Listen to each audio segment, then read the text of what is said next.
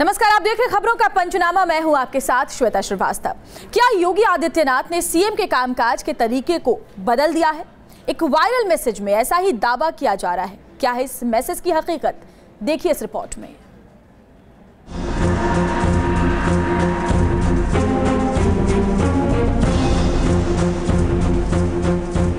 क्या योगी राज में बदल रहे हैं कामकाज के तरीके?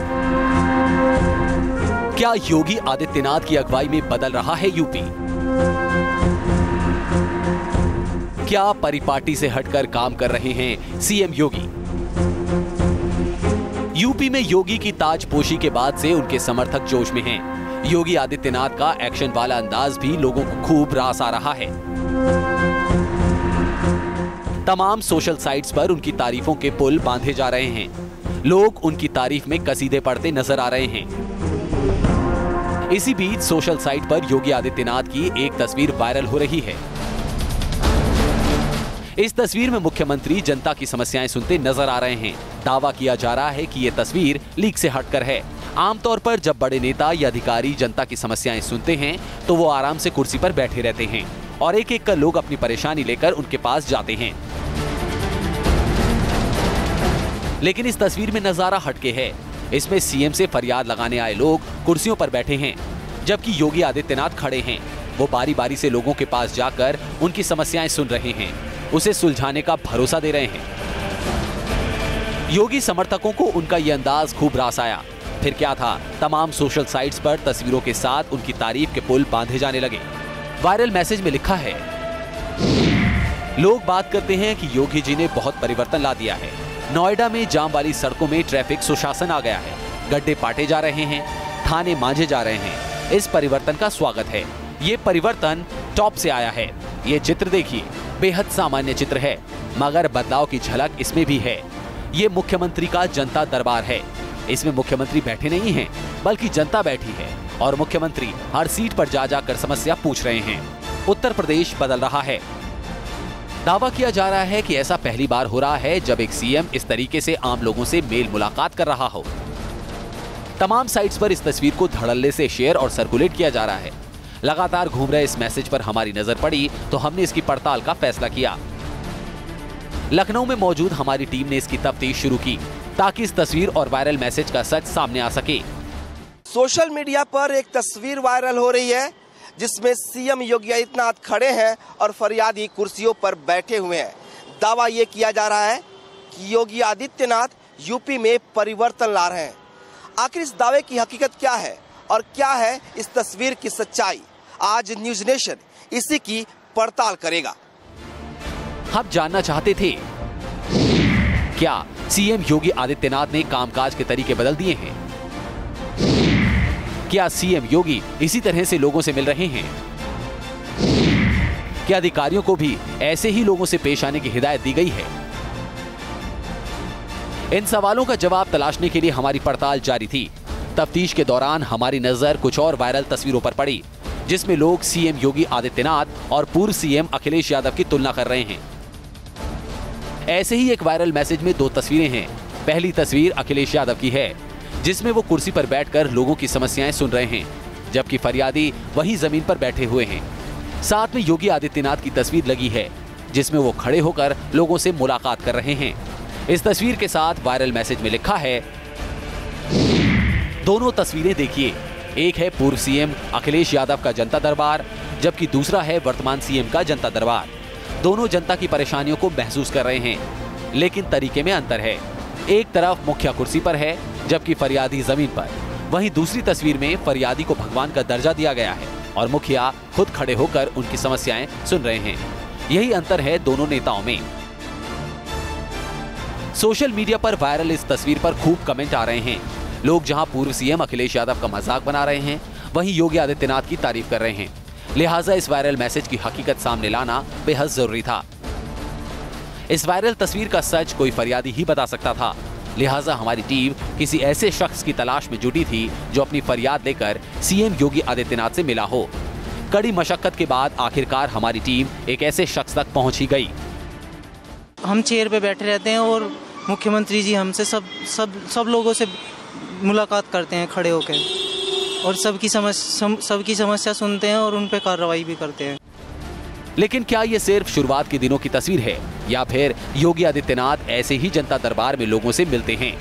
ये जानने के लिए हमने बीजेपी दफ्तर का रुख किया, जहां हमें हमारे सवाल का जवाब मिल गया। उत्तर प्रदेश के मुख्यमंत्री होने के नाते मुख्यमंत्री आवास पर पहुंचने वाले वो सभी फरियादी जिनकी अपनी पीड़ाएं हैं, उनकी पीड़ा का समाधान करने के लिए उनसे मिलते हैं और उसकी एक व्यवस्था बनाई है कि वो सभी लोग बैठ करके मिलेंगे और योगी जी स्वयं उनके पास पहुंच करके उनकी समस्याएं उनसे सुनेंगे और उसका मौके पर ही जो निस्तारण हो सकती है उनका निस्तारण करेंगे और आवश्यक जिनको दिशा निर्देश देने उसको दिशा निर्देश देंगे। लेकिन अभी तक ये साफ नहीं हो पाया था कि क्या अखिलेश वैसे ही लोगों से मिलते थे जैसा कि वायरल तस्वीर में दावा किया जा रहा है। उसका सच सामने लाने के लिए हमने सबसे पहले वो तस्वीर भी खंगाली जो वायरल की जा रही थी। तो तस्वीर देखकर ये साफ हो गया कि वो जनता दरबार की नहीं बल्कि कहीं और की तस्वीर है, क्योंकि एक छोटे कमरे में काफी लोग बैठे नजर आ रहे हैं।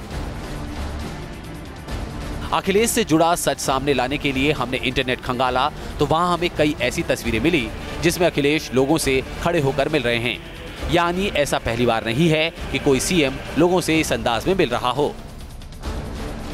हमारी तस्वीर से बात साफ हो गई कि योगी आदित्यनाथ की वायरल तस्वीर सही है। उसे सीएम ऑफिस के ट्विटर पेज पर भी शेयर किया गया है, लेकिन उसमें किया जा रहा दावा गलत है। तस्वीर की हकीकत जानने के लिए हमने फरियादियों से लेकर बीजेपी के नेताओं से बात की। पता चला कि रोज सुबह सीएम योगी आदित्यनाथ अपने सरकारी आवास 5 कालिदास मार्ग पर फरियादियों से मुलाकात करते हैं। इस दौरान फरियादी कुर्सियों पर बैठते हैं और सीएम खुद उनके पास जाकर उनकी फरियाद सुनते हैं। ऐसे में न्यूज़ नेशन की पड़ताल में ये दावा सही पाया गया। वीडियो जर्नलिस्ट मोहम्मद फहीम के साथ विनोद मिश्रा, न्यूज़ नेशन, लखनऊ। क्या अगर आपको फोन आए और आपसे आपके अकाउंट की जानकारी मांगी जाए तो आप शेयर करेंगे? क्या सही होगा ऐसा करना, या फिर जानकारी शेयर करना आपको महंगा पड़ सकता है?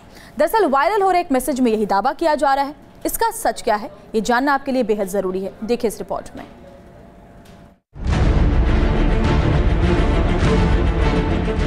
किसी अनजान को ना दें अपना एटीएम पिन, फोन पर किसी को ना दें बैंक की जानकारी। क्यों ऐसा करना पड़ सकता है आपकी जेब पर भारी? ऐसा करने से लग सकता है आपको चूना।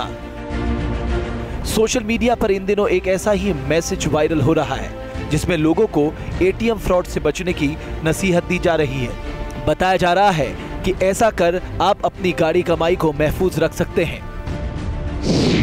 सावधान, फोन पर बैंक अकाउंट को आधार कार्ड से लिंक नहीं बताकर एटीएम ब्लॉक करने की धमकी वाला फोन आए तो उसे एटीएम नंबर, पिन नंबर और आधार कार्ड नंबर जैसी अहम जानकारी ना दें, क्योंकि वो इनसे अहम जानकारी का इस्तेमाल कर आपकी जेब को चूना लगा सकता है। जनहित में जारी। सोशल मीडिया पर यह मैसेज वायरल हो रहा था। इसी बीच हमारे संवाददाता सैयद आमिर हुसैन को एक ऐसा फोन कॉल आया जिसमें उन्हें एटीएम ब्लॉक करने की धमकी दी गई और उनसे जरूरी जानकारियां मांगी गई। वो आधार कार्ड आपका मैक्सिमम नहीं हो रहा है सर, आपने गलत बता रहे हैं। तो ये तो फिर चेक कराना पड़ेगा ना, मैंने कभी चेक नहीं कराया इस आधार कार्ड को। अमीर हुसैन बात कर रहे हैं? जी सर। अमीर हुसैन जी, आपका आधार कार्ड नंबर यहाँ पे सही नहीं मिल रहा है, सही आप कैसे गलत नंबर दे रहे हैं? सर वही बताइए जो पहले बताया था वही है। आप सर बैंक से बोल रहे हैं, आप अगर बैंक से बोल रहे हैं तो मैं आपको गलत क्यों बताऊंगा सर? 49 बोल रहा हूँ, डिपार्टमेंट ब्रांच से बात कर रहा हूँ। आप गलत जानकारी दे रहे हैं, ठीक है? आपकी गलत जानकारी होने के कारण कार्ड आपका ब्लॉक किया जा रहा है। वायरल हो रहा मैसेज भी हमारे पास आ चुका था और हमारे संवाददाता को ऐसा कॉल भी आया, लिहाजा हमने इस मामले की पड़ताल करने का फैसला किया। तमाम ऐसे नंबर्स, फेक नंबर्स आप तक पहुंच रहे हैं जहां पर यह कहा जाता है कि आपके अकाउंट में प्रॉब्लम है या फिर आधार से लिंक नहीं है, उसे लिंक करा लीजिए, नहीं तो एटीएम ब्लॉक कर दिया जाएगा। इस बात को समझते ही आपको लगता है कि सच होगा, इसलिए आप तमाम डिटेल्स जो कि बैंक लगातार बना करता है दे देते हैं और आपके अकाउंट से अच्छी खासी रकम रातों रात गायब हो जाती है। एक ऐसा ही नंबर हमारे पास हाथ लगा है और उस नंबर की तफ्तीश करने के लिए हम एक जाल बिछाने की कोशिश करेंगे और समझने की कोशिश करेंगे कि आखिर ये नंबर कहां से आया हुआ है, और साइबर एक्सपर्ट और तमाम बैंकर्स की भी सलाह लेंगे और जानने की कोशिश करेंगे कि क्या ये फ्रॉड है या सही है। पड़ताल के दौरान हमें कई अहम जानकारियां मिली। हमें पता चला कि रोजाना ऐसे ही सैकड़ों लोगों को ठगा जा रहा है। ये लोग ऑनलाइन बैठकर सारी डिटेल मांगते हैं और जैसे ही इनके हाथ डिटेल आती है ये लोगों को चूना लगा डालते हैं। इसलिए हमने साइबर एक्सपर्ट की राय जानने का फैसला किया ताकि ये जाना जा सके कि क्या ऐसे किसी की जेब पर डाका डाला जा सकता है। साइबर एक्सपर्ट पवन दुग्गल ने हमें बताया कि अपनी अहम जानकारी देने का मतलब खुद को चूना लगवाना है।